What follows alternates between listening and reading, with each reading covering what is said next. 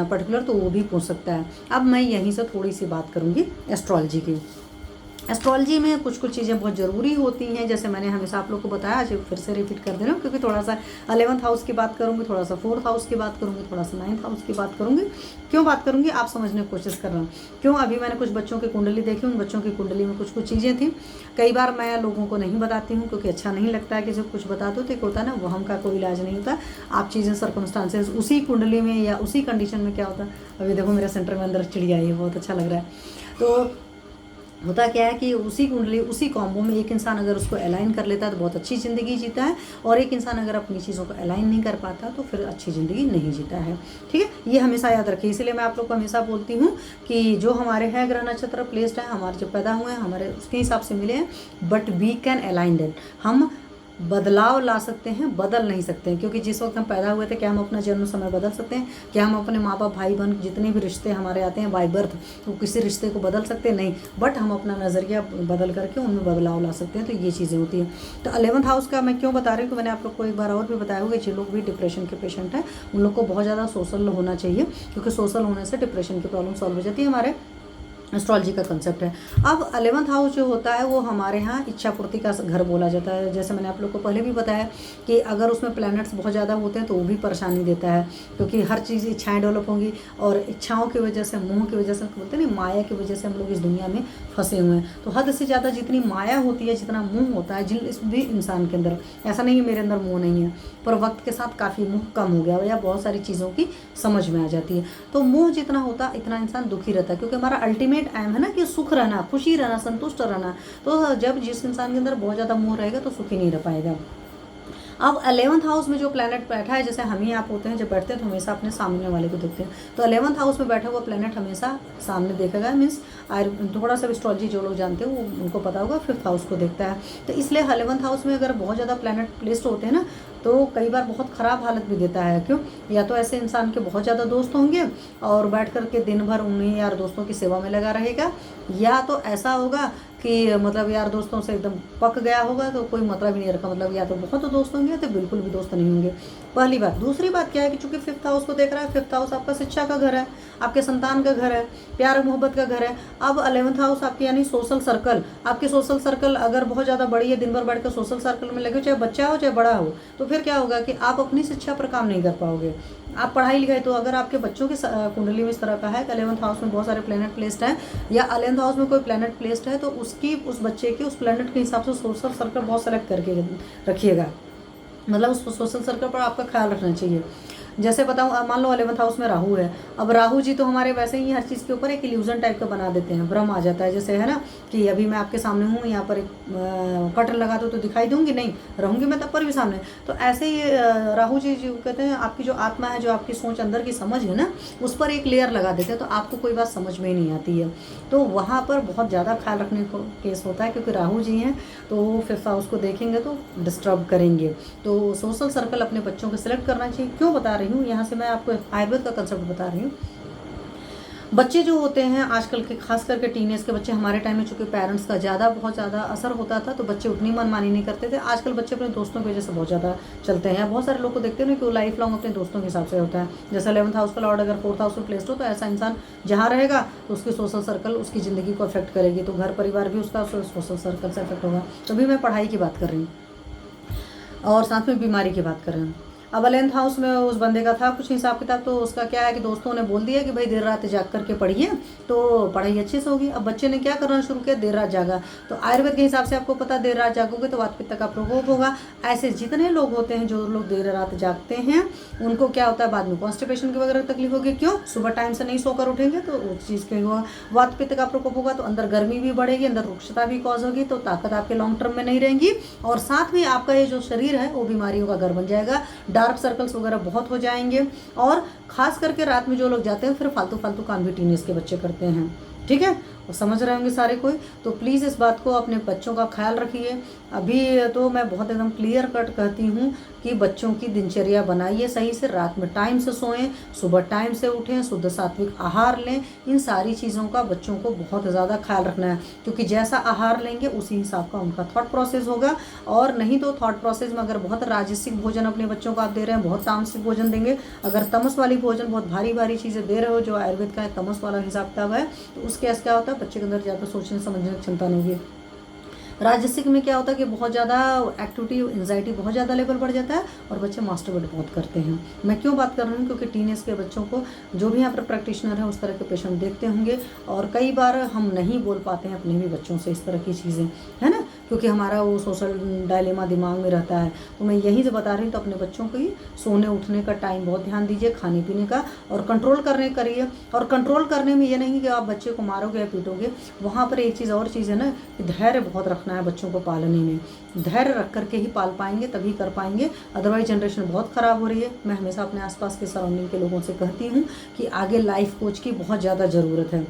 इसीलिए धर्म का नशा जो होता था वो ज़्यादा अच्छा था। धर्म का नशा मतलब अंधेपन की तरह नहीं कि आपके सोने, ऐसे श्रेष्ठ सधर्म, जो जिसके लिए श्रेष्ठ है वो धर्म है। मतलब हमें समय से उठना है, समय से पढ़ना है, समय से खाना है, समय से पीना है, समय से सारे कार्यक्रम करने हैं और सही तरीके से करना है, वो धर्म होता है। धर्म का मतलब नहीं होता कि आलतू फालतू तरह के कार्यक्रम जो करना होता है। दूसरी बात, कुछ लोग कहेंगे ये पूजा पाठ करना, मैं हमेशा सीधे कहती हूँ पूजा पाठ करना बड़ी अच्छी बात होती है, आप अपने सुकून के लिए करिए, और सुकून के लिए ज़रूरी है, एटलीस्ट अल्कोहल के नशे से बेटर है।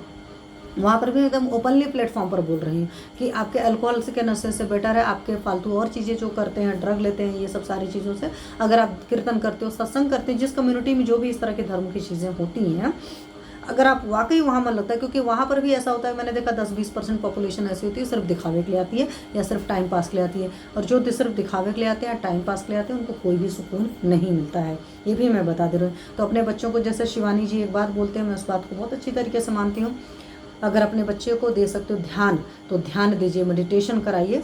और जब बच्चा छोटा होता है तो छोटे बच्चे को मेडिटेशन करना आसान होता है। क्यों आसान होता है? उसका दिमाग अभी 50 चीज़ों में उलझा नहीं होता। बड़ों का दिमाग 50 जगहों में उलझा होता है, इसलिए उनको ध्यान करने में मुश्किल आती है।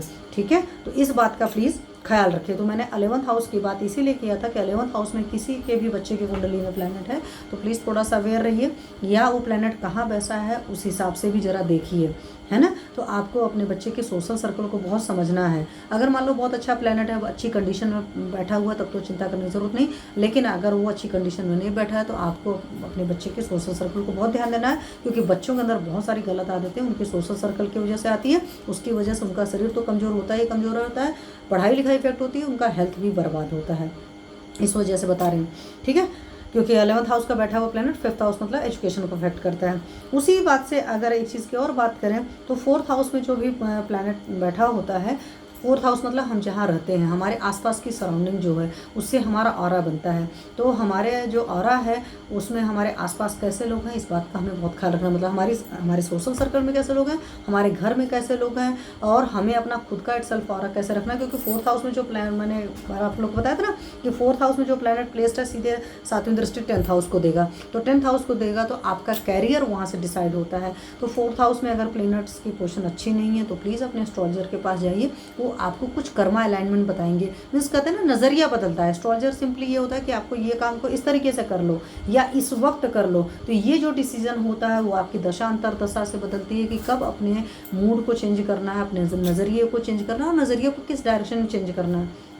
जैसे मैं हमेशा कहती हूँ कि आशीर्वाद लेना चाहिए, बड़ों का दिल से लेना चाहिए, पैर वगैरह छूना चाहिए, क्योंकि उससे आप ब्लेसिंग्स मिलती हैं। वो है ना, महाभारत में था कि द्रौपदी जी को इन्होंने कहा था कृष्ण भगवान की जाकर के पैर छू कराई, जब अश्वत्थामा जी ने, गुरु द्रोण वगैरह ने प्रतिज्ञा करी थी ना कि अब तो ख़त्म करेंगे, पांचों पांडव नहीं रहने चाहिए। तो उस वक्त कृष्ण भगवान ने कहा था द्रौपदी को कि जाकर के पैर छू करके आओ। तो द्रौपदी जी पैर छूने गए तो घूंघटा में गए थे, तो उन्होंने बोल दिया कि सौभाग्यवती भव। तो फिर तब उन्होंने घूंघट उठाया कि आपने तो बोला था कि 5 पांडवों को कर दोगे, तो हम सौभाग्यवती कहाँ से रहेंगे।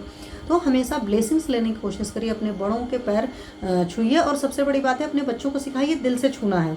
कई बार बच्चे या बड़े फॉर्मेलिटी में छूते हैं और उससे कहेंगे फिर मेरा मून अच्छा हो जाएगा। मून मतलब आपकी मेंटल कंडीशन, आपकी कूलनेस अच्छी हो जाएगी, कभी नहीं अच्छी होगी। जब आप फॉर्मेलिटी करोगे, हमारे कोई भी प्लैनेट जो होते हैं ना, आपकी फॉर्मेलिटी वाली लैंग्वेज नहीं समझते हैं। वहाँ पर हर काम को दिल से करना होता है। जैसे मैं कहती हूँ कि अगर आपने मून को अच्छा रखना है तो अपनी मदर एंड मदर फिगर को दिल से करना, दिल से बटरिंग करना, मतलब उनकी जो चीज़ अच्छी लगती है अप्रिशिएट करिए और आप ये समझ करके कोशिश करिए उनके लिए कोई भी काम करें, क्योंकि दिस इज माई मून, मतलब this is my mental peace. तो whether it is a mother or motherly figure, whether it is water, whether it is milk, चाहे पानी है, चाहे दूध है, या पानी का स्रोत है, इन सब की चीज़ों को कभी इसीलिए नदी तालाब को गंदा करने वालों को हमारे शास्त्रों में बहुत बुरा बोला गया है। क्यों बोला गया? भाई आप नेचुरल रिसोर्सेज हैं। और आज की डेट में देख रहे हो जब चीज़ों की इतनी तकलीफ हो रही है, तो हर जगह अब तक हो रहा है कि नेचुरल रिसोर्सेज को बचाओ। हमारे शास्त्र बहुत पहले से कहते हैं कि नेचुरल रिसोर्सेज को ठीक से रखिए, क्योंकि जब आप सही काम करते हो ना तो मेंटली साउंड रहते हो। जैसे जो इंसान गलत काम करता है, मीन्स झूठ बोलता है, काम चोरी हद से ज़्यादा करता है, तो चार बातें जब दिन भर सुनता रहता है ना, तो उसका जो आत्मसम्मान है वो चला जाता है। और कुछ टाइम बाद वो अंदर से गलत नहीं भी होगा ना, तो उसको लगेगा गलत है। क्यों? सराउंडिंग की जनता जैसा बोलेगी बार बार। और आप अगर अपने अंदर सुधार नहीं लाओगे, गलत काम करते रहोगे, तो आपके अंदर कहाँ से आत्मसम्मान रह जाएगा? तो आत्मसम्मान मीन्स आपको अपनी सेल्फ रिस्पेक्ट होनी चाहिए। तो अपनी सेल्फ रिस्पेक्ट के लिए एटलीस्ट आपका सन और आपका मून बहुत सही होना चाहिए। सन का मतलब आपकी इम्यूनिटी होती है, मतलब आपकी बॉडी की बीमारियों की लड़ने की क्षमता होती है। आपका फादर होता है, फादर फिगर को रिप्रेजेंट करता है, आपकी बोन्स को रिप्रेजेंट करता है। आपके गवर्नमेंट और गवर्नमेंट वर्क जो भी होते हैं, सरकारी जितने काम होते हैं, सारे सन से रिप्रेजेंट होते हैं। इसलिए जो लोग घुसखोर लोग होते हैं ना, उनका सन खराब हो जाता है। उनके अंदर कहाँ कोई आत्मसम्मान रह जाएगा? अगर आप घुसखोरी करोगे तो आत्मसम्मान रह जाएगा। इसी तरीके से कोई भी मक्कारी वाले कार्यक्रम करेंगे तो आपका सन अच्छा नहीं रह सकता। तो प्लीज़ इस बात का ख्याल रखिए। एंड फादर फिगर जितने होते हैं उनका दिल से रिस्पेक्ट करिए, चाहे आपके पिता हो चाहे किसी और के पिता है, सभी की पिता का रिस्पेक्ट करिए। जैसे चाचा मामा ताया ये सब सारे होते हैं। हालांकि हमारे एस्ट्रोलॉजी में तो बुद्ध का मतलब होता है बहन बुआ बेटी होता है, इनका रिस्पेक्ट करिए और सच में दिल से रिस्पेक्ट करिए। आप जितना दे सकते हो, जो भी प्यार से बोल सकते हो ना, आप सिर्फ प्यार से बोलो। किसी ने नहीं कहा कि आप पैसे लुटाओ, जो भी करो, आपकी नीयत है देने की, आपको पता है कि दान का उल्टा लाभ होता है, तो दीजिए, उस नीयत से दीजिए। नहीं तो ये सोचिए कि आपको देने में अच्छा लग रहा है, then you should do, you should give. Otherwise अगर आपको अच्छा नहीं लग रहा है तो आप मत दीजिए। लेकिन अपने प्लैनेट्स को ख़राब मत करिए, कोई भी गलत काम मत करिए, कोई चीटिंग मत करने की कोशिश करिए कि आपने कोई सामान मंगाया, उस सामान को यूज़ किया, फिर आप उस सामान को फिर एक्सचेंज कर देते हो, है ना। तो इस तरह के फालतू कार्यक्रम मत करिए। बहुत सारे लोग इस तरह की चीज़ें करते हैं और अपने आप को बहुत शातिर समझते हैं। ये सब शातिरता मत दिखाइए। अगर आप चाहते हो कि आप अंदर से मेंटली स्ट्रांग रहिए, तो जो उचित लगता है, जो सही लगता है, जैसे मैंने हमेशा बोला था ना कि बीमारियों का सबसे बड़ा कारण होता है कॉन्फ्लिक्ट। कॉन्फ्लिक्ट का मतलब होता है आपका हार्ट मानता है कोई चीज़ सही है, आपका ब्रेन मानता है कोई चीज़ सही है। और यहीं पर जब आप उल्टा पुल्टा करोगे कि ब्रेन कुछ कर रहे हैं और हार्ट वहाँ पर कुछ कर रहा है, तो दोनों के अगेंस्ट में बॉडी में आपके एक अलग टाइप के सेल्स जनरेट होंगी, एक यहाँ की होंगी, एक यहाँ, और दोनों के अगर कोऑर्डिनेशन नहीं है, हार्मोनी नहीं है, मतलब ये अलग सोच रहा है, ये अलग सोच रहा है, तो दोनों लड़ना शुरू करेंगे and that will cause auto immune disease. मैं आपको अगेन फिर वही बता रही हूँ। तो प्लीज़ इस तरह के काम मत करिए। अपनी बच्चों की कुंडली को देखिए, है ना। एक अच्छे एस्ट्रोलॉजर की, जैसे मैं कहती हूँ, कोई भी प्रॉब्लम होता है, कुछ कुछ छोटी छोटी चीज़ें मैं आप लोग को बताती रहती हूँ, उनको आप फॉलो करिए। और उसके अलावा कोई भी तकलीफ हो रही है, अपने चिकित्सक के पास जाइए।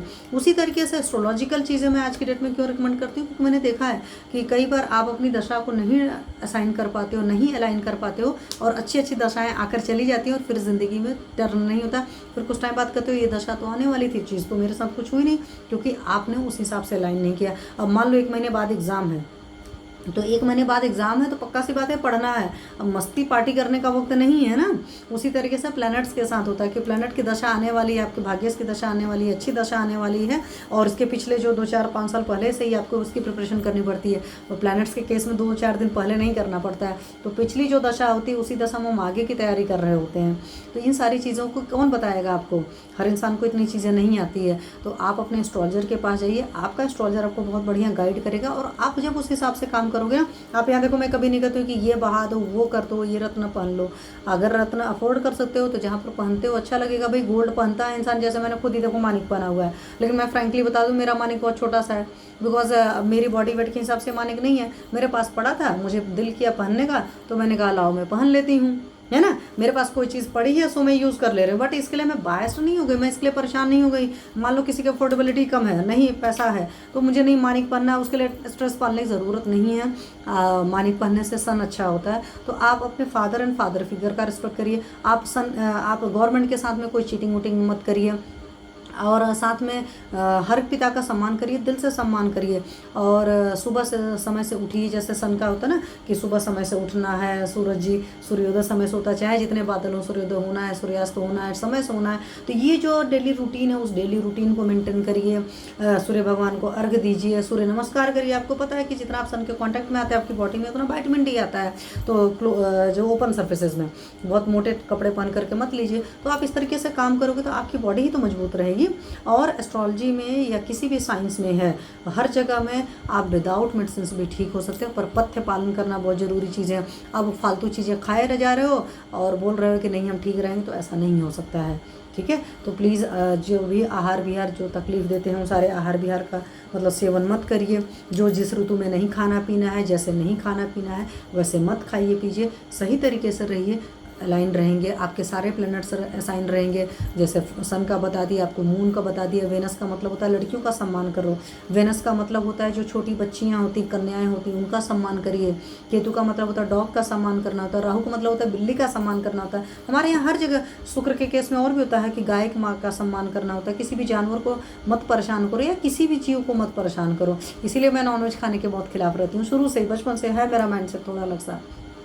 यहाँ पर कोई कम्युनिटी नहीं, क्योंकि आज की डेट में आपको हर कम्युनिटी नॉनवेज खाती है, चाहे हिंदू हो, चाहे मुस्लिम हो, चाहे जो कम्युनिटी हो। और सिर्फ जितने भी लोग नॉनवेज खाते हैं, पुराने टाइम में तो नॉनवेज इसलिए लोग खाते थे कि कहीं पर कुछ उगता था, कहीं पर कुछ उगता था। बट आज की डेट में क्या है कि हर इंसान सिर्फ अपने टेस्ट के लिए किसी जीव को मार रहा है, तो मैं नहीं फेवर करती हूँ। और किसी को अदरवाइज़ लगे तो प्लीज़ सॉरी बोलती हूँ। मैं इसीलिए कह रही हूँ कि आप अपनी हर चीज़ को अच्छा करिए। आपके जितने रिश्ते हैं, जैसे हमारी रेड बुक जो होती है, लाल किताब है, वो सारे रिश्तों पर दम देती है कि आप अपने सारे रिश्तों का सम्मान करिए।